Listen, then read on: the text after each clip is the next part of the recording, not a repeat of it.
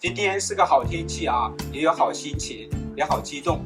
在这个阳光明媚的、充满希望的日子，我们再一次齐聚一堂，相聚在这一起，共同见证我们有福最重要的历史时刻。有福即将踏入一个新的征程。我记得在2024年春节前最后一个工作日，我们确定了这个新的工厂地址。那通过2个月的紧张的装修，还有搬迁，顺利的入住了这个新的工厂。我也看到了，就是我们再次踏入这个新的工厂的时候，所有的有福的人穿梭于各个车间、各个品质、仓库、办公室。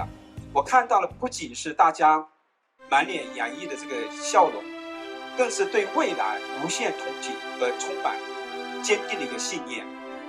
那此时此刻，我感受到了我们有福的 power 能量会更大，感觉到我们有福人特别的凝聚和向心力。